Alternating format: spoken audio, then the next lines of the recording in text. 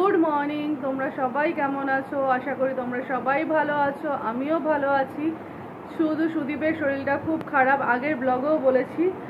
আর সুদীপের মানে পেটে প্রচণ্ড যন্ত্রণা হচ্ছে, ডাক্তার দেখিয়ে এনেছি। তো সুদীপ এখন বাড়িতেই আছে, 3 দিন ধরে রেস্টে আছে।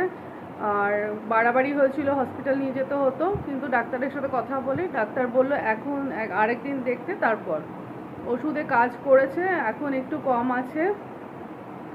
আর আজকে হলো বুধবার, আর পয়লা বৈশাখের জন্য ঘর দুয়ার ঝাড়তে হয় চৈত্র মাসে, তো সেটা আমি করছি।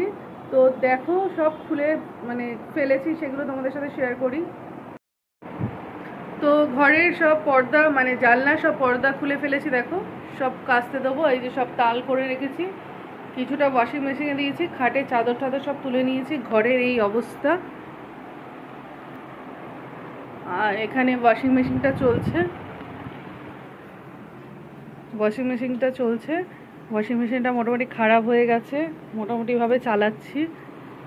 এর আগের ব্লগে বলেছিলাম। ঘর দুয়ার সব ঝাড়া হয়ে গেছে, আর কিচেনটা ভালো করে ডিপ ক্লিন করব। তো সেই জন্য সকালে উঠেই আমি আগে সব তেলের ডাব্বা সব কৌটো সব মাজা হয়ে গেছে। আর এখানে মাসি বাসন মেজে চলে গেছে, এটাও পরিষ্কার করব। এখানে না ইন্ডাকশানটা রেখেছিলাম, এটা তুলে দেবো। এটা মানে কাজে লাগে, কিন্তু জায়গাটা খুব ছোট, তো আমার কিচেনটা খুব ছোট, সেই জন্য ওটাকে তুলে দিতে হবে সব। আর এগুলোর ভিতরগুলো সব ডিপ ক্লিন করব, ড্রয়ার ট্রয়ার সব ডিপ ক্লিন করব, সব অগোছালো হয়ে রয়েছে। আর ফ্রিজটাও পরিষ্কার করব। আজকে ঘর পুরো ডিপ ক্লিন করব। আর আজকে ছেলেও স্কুল যায়নি, বাড়িতেই আছে। আর তোমরা দেখতে থাকো ব্লগটা। আর যেহেতু সুদীপের শরীর খারাপ, সেই জন্য চারা মাছের ঝোল আর সবজি দিয়ে আর ভাত হবে। আর আমার আর ছেলের জন্য একটু আলু ভেন্ডি ভাজা বা তরকারি করে নেব। তো আজকে বেশি কিছু করছি না। তো আরেকটা জিনিস তোমাদের সাথে শেয়ার করি। পুদিনা এনেছিল ঘরে, সেই ডাল দিয়ে আমি গাছ বানিয়েছি, গাছ তৈরি হয়েছে দেখো দুটো। এটা আগে করেছি, এটা সব পাতা এসে গেছে।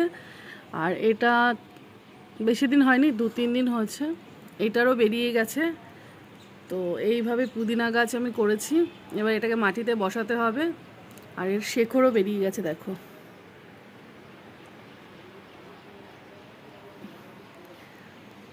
তো আমার খুব ভালো লাগলো যে এরকম একটা গাছ বার করতে পারলাম। চেষ্টা করেছিলাম পুদিনা গাছ মানে তৈরি করার জন্য, কিন্তু হয়নি, নষ্ট হয়ে গেছে। তো এবার এইভাবে করলাম, দেখলাম খুব ভালো হয়েছে। আর এবার এগুলো মাটিতে দিয়ে দেবো। আর ধনেপাতার ডালও আছে, দেখছি ওগুলোও করে দেখব, যদি হয় তোমাদের সাথে শেয়ার করব। তো চলো আজকে পুরো ঘরটা ডিপ ক্লিন করে নিই, তোমাদের সাথে তারপর শেয়ার করছি। তো এগুলো সব ডিপ ক্লিন করছি, সার্ফ নিয়েছি, সার্ফ দিয়ে মুছছি।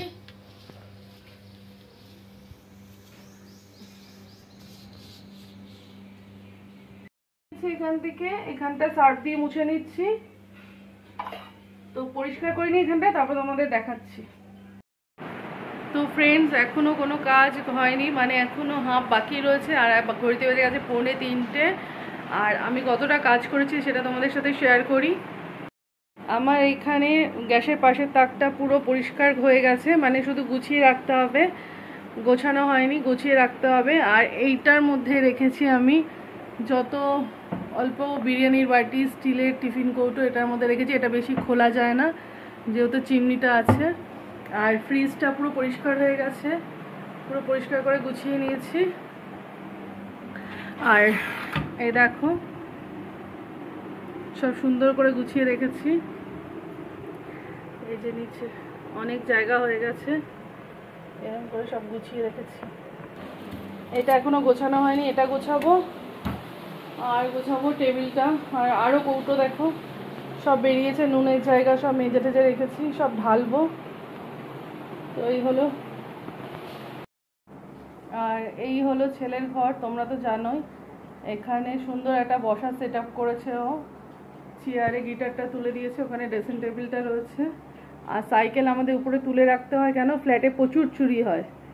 রিসেন্ট আমার ছেলের একটা নতুন সাইকেল চুরি হয়ে গেছে, একদম নতুন কি বলবো, ওই জন্য তুলে রাখতে হয়। আর ওখানে ঠাকুর আছে। আর দেখো সিজনের প্রথম আম নিয়ে চলে এসেছি, কালকে ঠাকুরকে দেওয়া হবে। আজকে দেওয়ার ছিল কিন্তু দিতে পারলাম না, কালকে দেওয়া হবে। তো এই হলো ব্যাপার। ছেলেও ঘরটা গুছিয়ে নিয়েছে, বাথরুমের সামনে শুয়ে আছে, চটটাকে গুটিয়ে বাথরুমের সামনে শুয়ে আছে, দাদাকে পাহারা দিচ্ছে।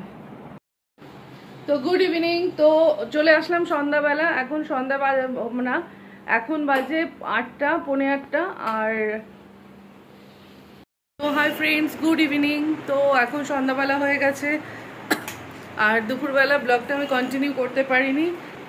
প্লাস আমার কিছু এখনও গোছানো হয়নি, মোটামুটি যতটা পেরেছিলাম ওইটুকুনি করা হয়েছে। আর এখন একটু যাচ্ছি বিশালে। তো তার আগে আমি ভাবলাম তোমাদের সাথে একটু কথা বলে নিই। তো বিশাল যাবো এখন কিছু কেনাকাটি করতে। আর তার যাওয়ার আগে সব গুছিয়ে নিচ্ছি জামা কাপড়। তো সকালে যেগুলো কেচে দিয়েছিলাম তো সেগুলো এখন সব গুছাবো, এই দড়ির এগুলো সব গুছিয়ে দিয়ে যাব। আর সকালে সেই ওয়াশিং মেশিন চলছিল, আজকে 4বার ওয়াশিং মেশিন চললো, এখন অবধি চলছে, এটা লাস্ট লট। তো এখানেও কাঁচা হয়ে গেছে, সব কাঁচা হয়ে গেছে। তো এখন যাচ্ছি বিশাল, চলো দেখি বিশাল থেকে কি আনি, তোমাদের সাথে শেয়ার করব।